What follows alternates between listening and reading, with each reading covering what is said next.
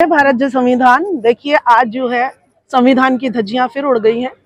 और मैं अगर होलिका दहन की बात करूं तो आज तक होलिका को भी इस देश में न्याय तो मिलना दूर की बात, उसको जो है हर साल जलाया जाता है और महिलाएं ही उसको पूजती हैं और फिर उसको जलाया जाता है। वही कांड जो है आज हाथरस कांड या बिल्किस बानो की अपराधियों को भी छोड़ दिया गया और उनको तिलक लगाया गया। ये देश क्या करना चाह रहा है? ये देश कह रहा है कि बलात्कार करो और जिंदा जलाओ और तुम्हें संरक्षण हम देंगे। हम तो यही समझेंगे कि सरकारी नेता या न्यायालय हमारे लिए, महिलाओं के लिए कोई भी सेफ नहीं है, हमारे लिए कोई भी नहीं बना है। वो कहता है महिलाओं का बलात्कार करो, उनकी निर्मम हत्या करो, उनको जिंदा जला दो और आपको संरक्षण जो है सरकारें देंगी और जो है आपको न्यायालय देंगे। तो ये बहुत ही शर्मिंदा है हम भारत में देश की राजधानी में जहां निर्भया कांड होता है, दिल्ली कैंट का जो कांड होता है, छोटी सी बच्ची को अर्धजलीय अवस्था में जो है पाया जाता है, और अब हाथरस कांड देखिए, जो मीडिया में पूरे देश में जो कांड बिल्कुल प्रचलित हो चुके हर बच्चा जानता है, उस पर भी अगर हमें न्याय नहीं मिल रहा तो वो गांव में रहने वाली या जो है पिछड़े इलाकों में रहने वाली महिलाओं के साथ जाने कितने बलात्कार होते होंगे, कितनी निर्मम हत्याएं होती होंगी, लेकिन उनका केस तो कोर्ट में भी नहीं पहुंचता होगा।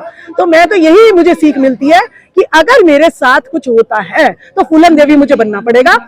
कोई बलात्कार अगर कोई केस होता है तो उसके अपराधियों को हमें ही मारना पड़ेगा। भारत की न्यायालय और भारत की सरकारों से हमें कोई भी अपेक्षा नहीं है, कोई किसी प्रकार की भी एक्सपेक्टेशन हम नहीं करते हैं। की बात कर रही हैं आप, बलकारी लोगों को अभी संविधान है, कोर्ट है, न्यायालय है, पुलिस है। तो अगर देखिए, अगर आप यहाँ पर संविधान है तो आप बताइए कि बालिका जो होलिका है वो क्यों दहन किया जाता है?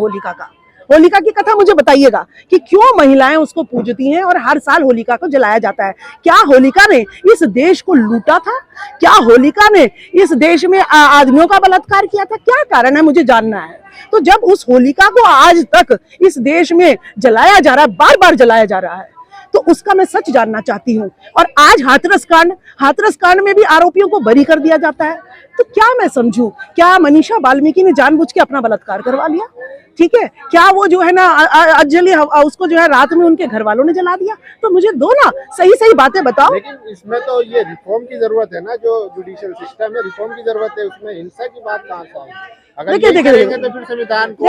देखिए, मैंने कह दिया, जब होलिका को आज तक इस देश में न्याय नहीं मिला, जब जो है आपके बिल्किस बानो के जो है ना के अपराधियों को छोड़ दिया गया, जब हाथरस कांड के अपराधियों को छोड़ दिया गया, तो मैं और मेरी बेटी के साथ अगर बाई चांस ये होता है तो मैं कहां से एक्सपेक्ट कर लूंगी कि मुझे न्याय मिल जाएगा?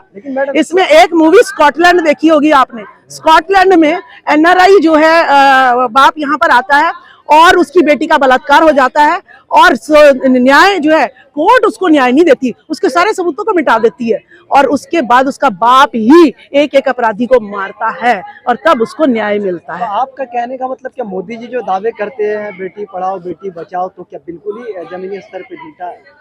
बिल्कुल झूठा है जी। मैं तो कह रही हूँ कि अगर सच्चा होता तो मोदी जी को बहुत साल हो गए राज करते करते। क्या वो एक कानून रेप के बलात्कार के लिए नहीं कर सकते कि भाई कोई टॉलरेंस रेप के लिए नहीं हम बर्दाश्त करेंगे? क्या एक ऐसा क्या मैम, एक को सजा दिया गया ना, जो आरोपी था उसको एक को सजा दिया गया, 3 को बरी कर दिया गया। हाँ, एक को सजा दे दी होगी, वो जो है ना पता नहीं निर्दोष है भी या नहीं है, थोड़ा सा शांत करने के लिए। वो उनके अप्रोच ही नहीं होगा, उनके नेताओं के रिश्तेदार नहीं होगा, दूर का कहीं होगा, तो जनता को शांत करने के लिए एक को दे दिया, 3 को छोड़ दिया। मैं कह रही हूँ स्कॉटलैंड पिक्चर है, उसको आप देखिएगा, बिल्कुल आपको भारत का सिस्टम समझ में आ जाएगा।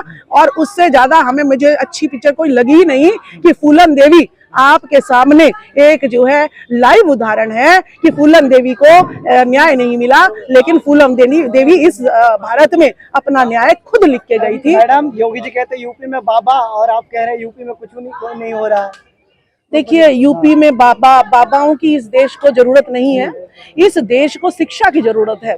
अगर बाबा योगी आदित्यनाथ तो पहले ही बाबा थे, उन्होंने संसार त्याग दिया था, फिर वो राज की गद्दी पर आकर क्यों बैठे हैं, इतने बड़े सीएम हाउस में क्यों बैठे हैं वो। संतों को तो गुफाओं में रहना चाहिए, लोगों के बीच में रहना चाहिए, उनको उपदेश देने चाहिए कि ये बलात्कार नहीं होने चाहिए और जो है ऐसी हिंसक घटनाएं नहीं होनी चाहिए, बेटियों के साथ ऐसे दुष्कर्म नहीं होने चाहिए, तो उनका तो काम ये होना चाहिए। योगी जी कह चुके हैं कि बुद्ध जो थे वो भी संन्यास ले चुके थे, 12 साल के बाद लौटे थे, और महावीर भी बाद में लौटे थे। तो ऐसा मत सोचिए कि ये योगी जो है काम भी करेगा और सन्यासी जीवन भी जिएगा। देखिए बुद्ध की बात अगर आप करते हैं तो बुद्ध ने संन्यास राज त्याग दिया था।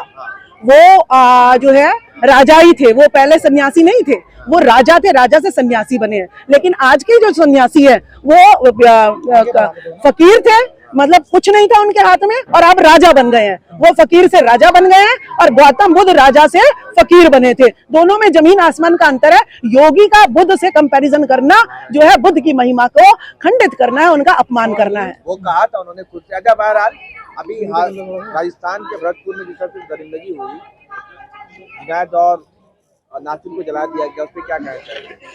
देखिए इस देश में, मैंने आपको पहले भी बताया, इस देश में हम ना तो न्यायालयों पे विश्वास करते हैं और ना सरकारों पे विश्वास करते हैं। यहाँ पर जब औरतों के साथ इतनी दरिंदगी हो रही है, जो सरकार कहती है बेटी बचाओ बेटी पढ़ाओ, स्पेशल बेटियों का फंड होता है, उसके बावजूद उनकी ऐसी दुर्दशा है, स्पेशल वुमेन लॉ बने हुए हैं, उसके बावजूद उनकी ऐसी दुर्दशा है, तो आदमियों का यहाँ पर क्या हाल होता होगा, SC ST OBC माइनॉरिटी का यहाँ पर क्या हाल होता होगा, इससे हम आप जायजा लगा सकते हैं। उनका तो कोई फंड भी नहीं है बेचारों का, कुछ भी नहीं है। लेकिन गाय के नाम पर मतलब हत्या कर दी जाती है, कितना सही है? क्या लगता है कि एक गाय के नाम पर, एक जानवर के नाम पर किसी को मार दिया गया? देखिए इस देश में गाय की जिंदगी सबसे अहम है।